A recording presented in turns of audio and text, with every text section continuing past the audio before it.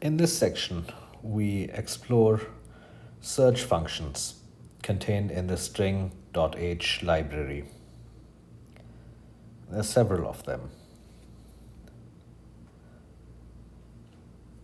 This is a summary of the prototypes of all functions that we're going to look at. First one,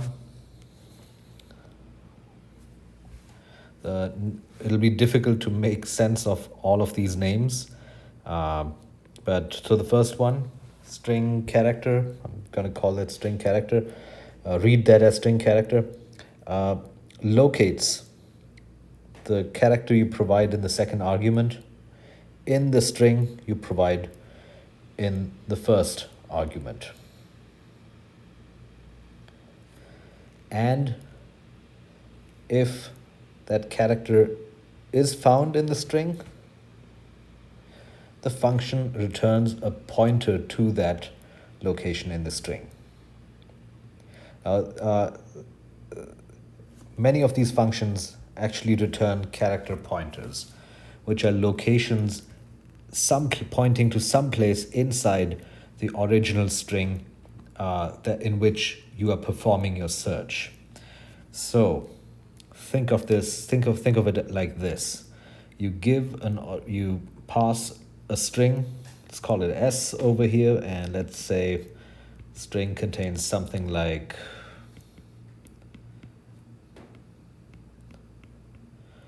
hello world, and let's say in this case you're searching for the character W. So this function would return to you a pointer to this location. And if you were to print out a string pointing to this as the starting location, and let's not forget there's a null character at the end over here, this would print out the remainder of the string from W forward. So world exclamation mark, that's what you would see if you printed that out.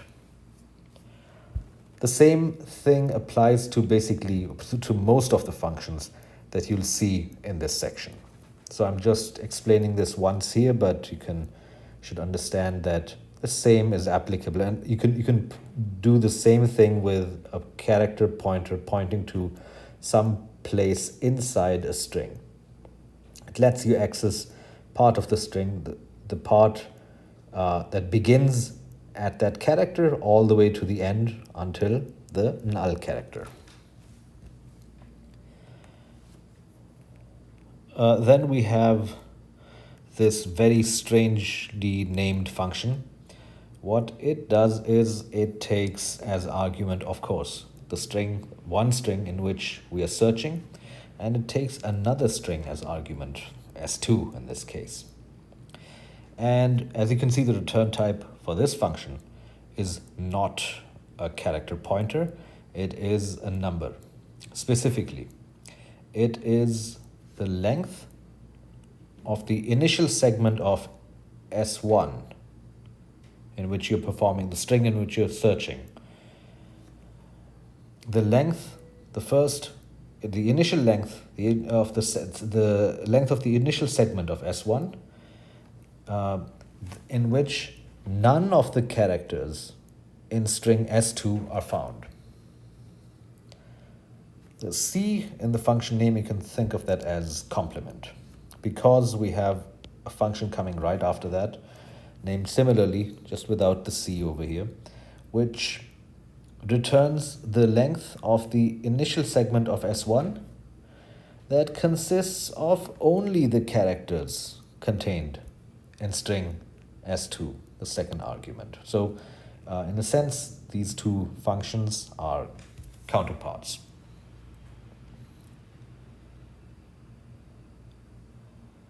So instead of going into the details over here, there's actually much more to point out about each of these functions. I'm going to do that in the following slides, but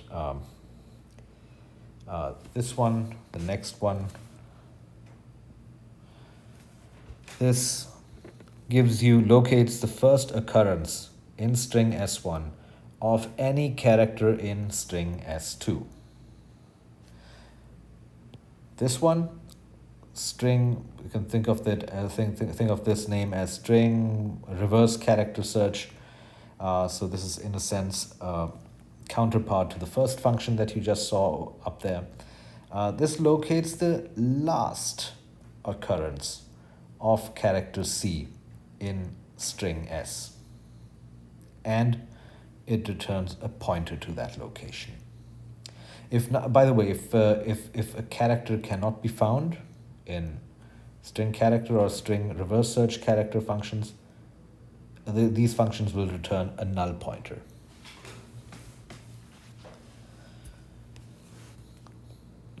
This one very useful. This can be used to search for string S2 inside string S1. Obviously, string S2 has to be a much shorter string. So for example, if you have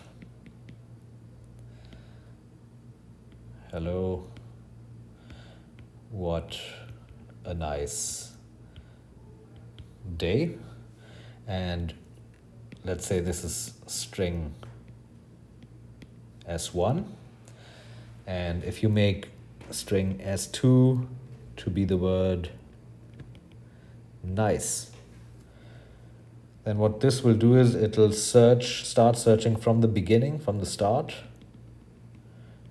find the occurrence of this string over here, the matching string nice, and it'll send you back, return to you, location of the start, the first character that the first character of the matching substring. So you can think of this, the smaller string that we're searching in the longer string. This is sometimes also called a substring, a string inside another string. And then we have the string token function. This one's very interesting, actually. And a token is basically for the moment, you can think of token as a word, a small piece of a string. And so this can be used to divide up a string into smaller pieces, kind of like breaking up a sentence into words. And that's actually one of the functions this can be used for.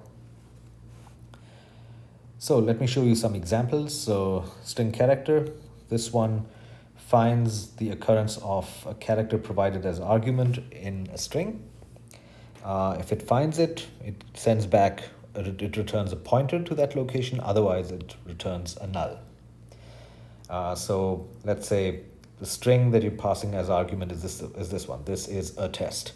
And let's say you search for character A in it. The first time character A appears is this location. So string character function would return a pointer to this location. If you search for the letter Z, well, Z doesn't occur over here, so that would return a null pointer. And here's a sample program that will demonstrate that. So we have a string, character array string, initialized to be this constant string. This is a test. And then we have character 1 that will search for in this string, and character 2 that will also search for. Character 1 is A, character 2 is Z. So, all right. So,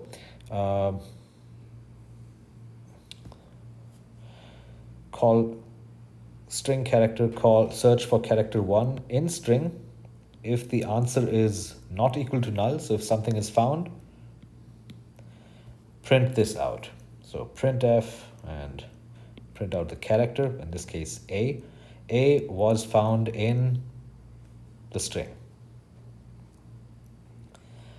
If the return value happens to be null, we'll go into the else block, and in that case we'll print out character, meaning A, was not found in string. And then we'll redo the exact same thing, only this time searching for character 2 and printing out similar messages over here. And when you run this code, the string is a character array is a constant, so we'll definitely see the same output. A was found in this is a test. Z was not found in this is a test. Next one is a function that searches for, or actually returns the length of the initial part of the string that does not contain any of the characters passed as the second argument to this function. So remember, this returns the length of a segment, not a pointer. And here we are. So we have two constant character arrays, two strings, one called string 1, one called string 2. String 1 is this line. The value is space 3.14159. And the second string, the second character array, string 2, contains 1, 2, 3, 4, 5, 6, 7, 8, 9, 0. So basically all numeric digits. So if we call this function string complement span, so basically what this will do is this will tell me how many characters from the start do not contain any of the characters in string 2. So basically in this case, how many characters from the start of string 1 do not contain any numbers. So that happens to be 1, 2, 3, 4, 5, 6, 7, 8, 9, 10, 11, 12, 13, and the 14th character is a number which matches the 3 in string 2. So the length of the substring not containing any of these number digits is 13. So this function should return the value 13. And indeed, when I run this, so we print out string 1 and string 2, and then we print out this nice looking message: the length of the initial segment of string 1 containing no characters from string 2 is, and then we print out the value returned by string complement span function, 13.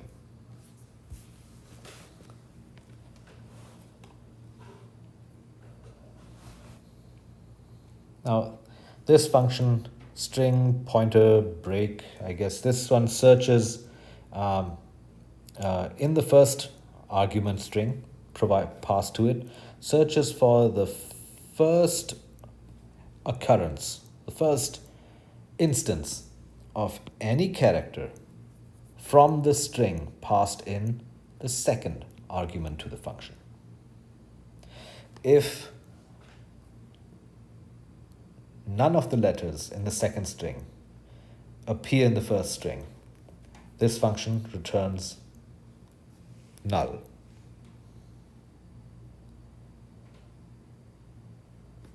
If it does find one, it'll return a pointer to that first occurrence of a character. Sample program. We have two strings, two constant character arrays, one called string 1, one called string 2. The first one is, this is a test. The second string contains the letters B, E, W, A, R, E. You could even read that as beware. So let's see which of any of these letters in string 2 appears in string 1 first. So let's see, do we have T in here? No. H? No. I? No. S? No. Space? No. I? No. S? No. Space? No. A. We have a match with A. So, in this case, the pointer returned by the string pointer break function will point to this location in string 1. And if I wanted to, I could even print out the string starting at this location, and that should print out a space test.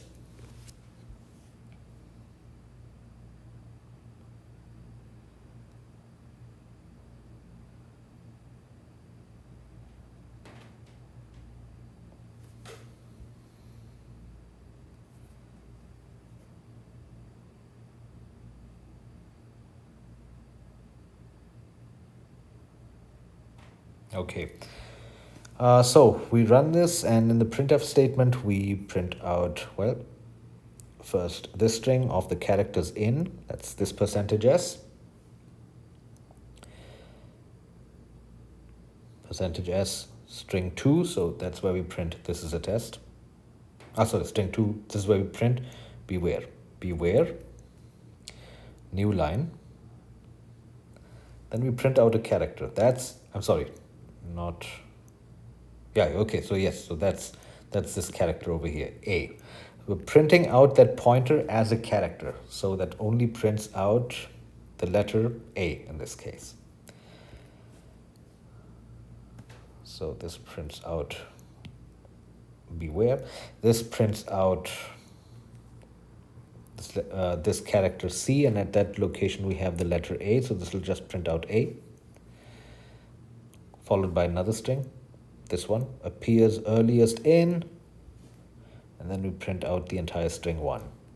This is a test. This is a test.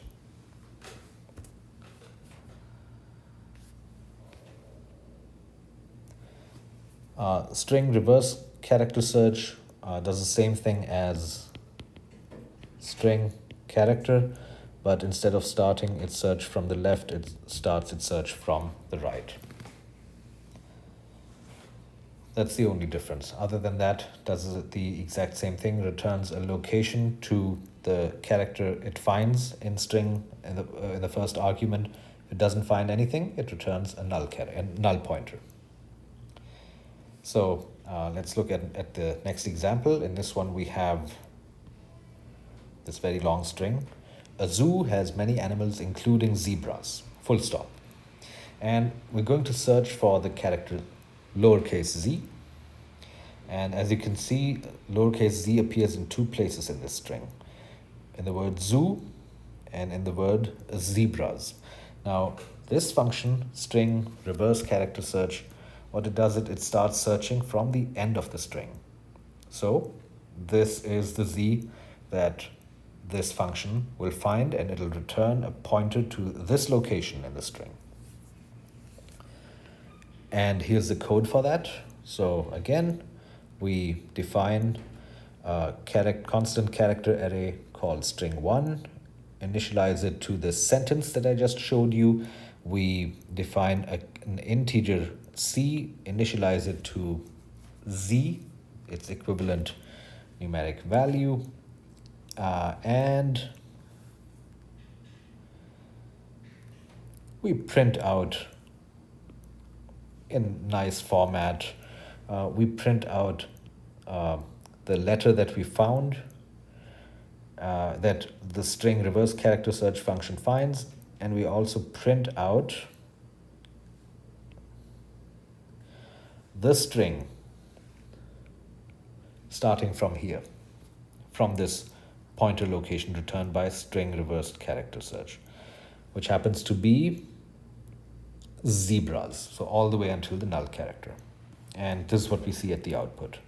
So the remainder of string 1 beginning with the last occurrence of character z is, and this is the string that we get C printed out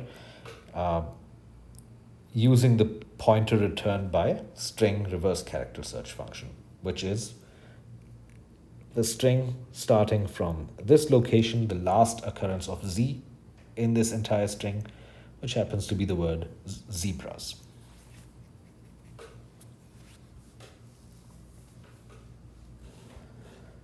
Okay.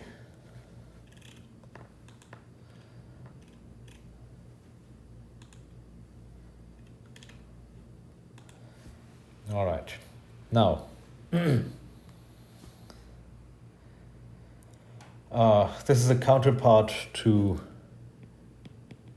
string C complement span function, which found, which returned the length of the initial part of string passed as first argument that contains only characters from the second argument. So it's the opposite of this function that we saw earlier. And it's best understood by an example. So we have two strings, two constant character arrays, one called string 1, string 2. String 1 is the one in which we're performing the search. It contains the value is 3.14159. And string 2 contains these jumbled up letters. And when we call string span, this function, it'll return the number of characters starting from the beginning of string 1 that contain only letters out of this set. So let's see what that should be. T, T, H, H, E, E. So everything's good so far. Space, space. V, V, A, L, L, U, U, E, E, space, space, I, S, S. So far we have all matches. Space, space again. And then we have a 3 over here. Now 3 is not contained in string 2, which means the length from the beginning of string 1 that consists entirely of letters included in string 2 is, well, 1, 2, 3, 4, 5, 6, 7, 8, 9, 10, 11, 12, 13. And as you see, this is the value returned by this function printed out over here. This one's slightly more interesting, perhaps. Substring search, string, string, str, str, searches for the first occurrence of the second string argument in the first string argument. If the second string is found in the first string, this function returns a pointer to the starting location of where it is found. So in this one we have again we define two constant character arrays, one string 1, one called string 2. String 1 is initialized to A, B, C, D, E, F, A, B, C, D, E, F. And string 2 is initialized to D, E, F. So as you can already see, D, E, F occurs twice in string 1. And when we call the substring search function and pass it string 1 and string 2 as arguments, well, this will return to us the location, the starting location of the first time DEF appears in string 1, which is this location I just marked with an arrow. And if you print out this pointer location, if you print out the string starting at that pointer location, that'll print out basically everything from here forward to the end of string 1. DEF, ABC, DEF. And that's what we see over here in the output. Finally, the last function in this section is the tokenizer or string token function. This one's a little there's a little more to this function that you have to understand. It's not as straightforward. So the string token function is used to break a string into smaller pieces, which are called tokens. Tokens are basically sequences of characters or smaller strings that are separated by some character that you can specify. The separation characters are called delimiters.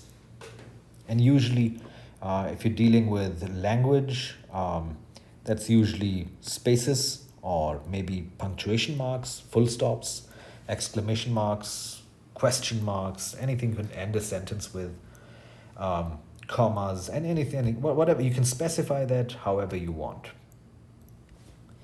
But a delimiter can really be, you can specify it to be any character on your keyboard, any ASCII character.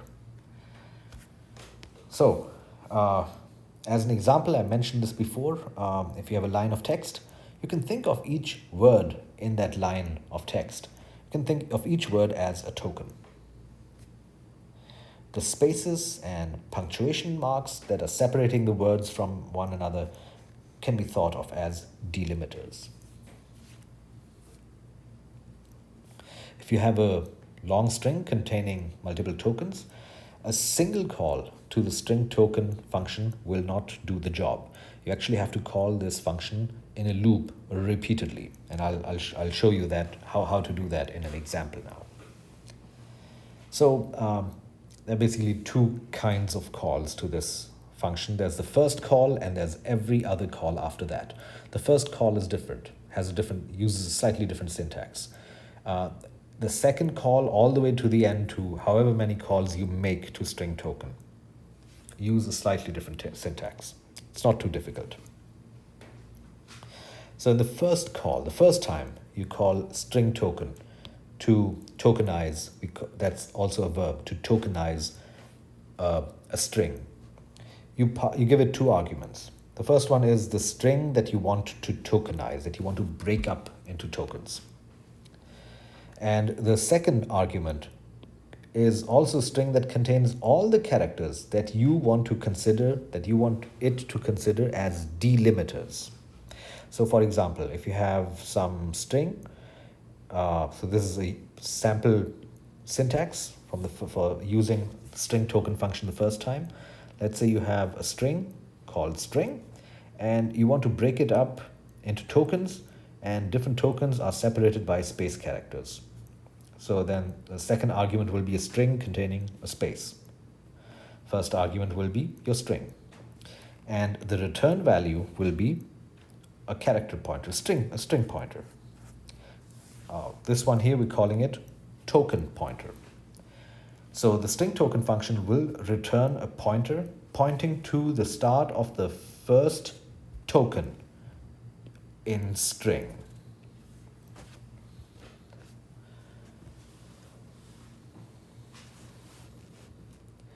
What the string token function does is it basically starts searching from the left, from the beginning, starts searching for the first character that is not a delimiting character, meaning the first character that's in this example not a space.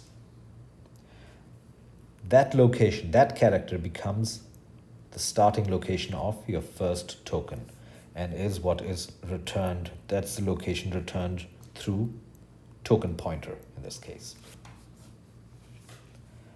This is the first call to string token function. Now, after that, oftentimes actually you do not know how many tokens your string contains. So typically what we use is something like a while loop. So what happens in subsequent calls to find the second, third, fourth, fifth tokens of the string? We have to use a different syntax. Not only that, something else very important you have to remember. When you call the string token function on a string, the string is modified. It does not remain unmodified. And here's how that works. So let's say you have a string that says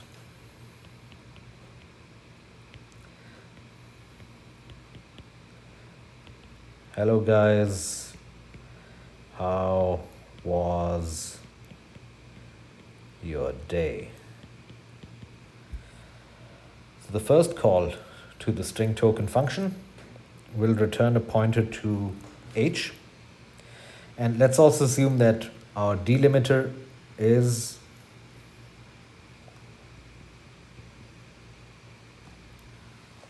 the space character, meaning this over here will be the first delimiter. So the first call to string token will set token pointer, the return pointer, to this h over here. But what it will also do is it will replace the space character over here. It will replace it with a null character.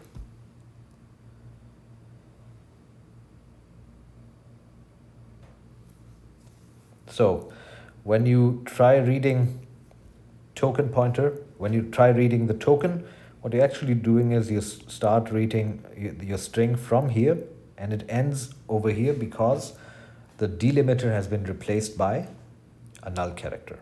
Now, does that mean the rest of the string has been lost? No. What we do then is we use a different syntax, different way. We use a different way to use the string token function to continue processing the rest of this function over here. And how do we do that? We use this syntax.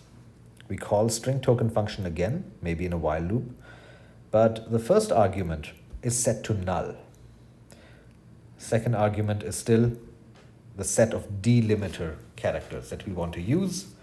And what will happen the second time we call string token function, but with this modified syntax, is it'll return the token pointer pointing to this location, the G of guys. And this space over here will be replaced with a null character. And when you call this for a second time,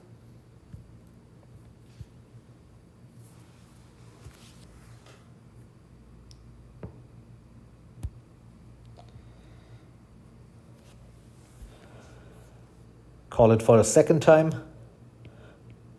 token pointer will be pointing at this H of how, and this space over here will be replaced by null. And so on. And so on. Until you get to the end of the string. And then, that's already a null character over here. And then, when you call string token again, this pointer over here will not be pointing at any character in the string anymore. It will return the value null. It means there's no more tokens left in the string. Now, this doesn't make immediate sense. That's fine. Let me show you by example. A string token function is better understood by example.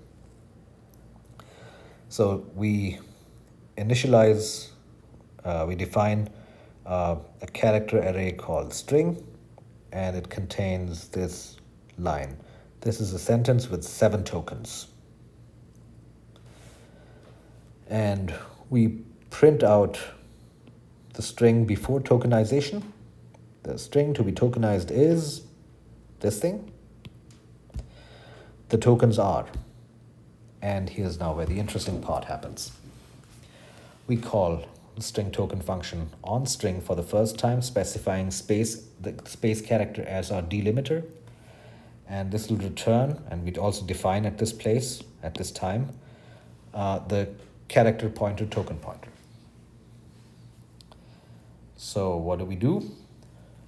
We enter a while loop. As long as token pointer is not null, we'll print out whatever token we got. We print it out just like we print out any other string. And then we call string token function again. Now this is now for the second time. So we're going to be passing null in place of the first argument.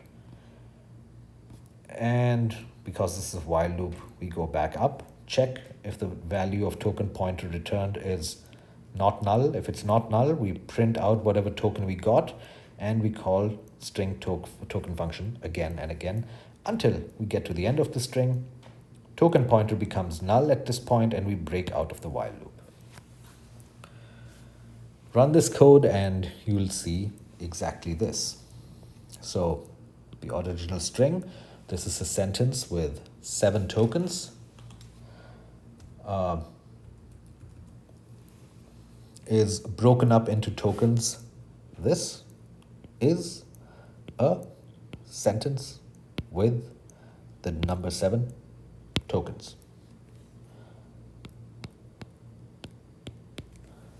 Exactly the words that you see in that string, broken up wherever there was a space character.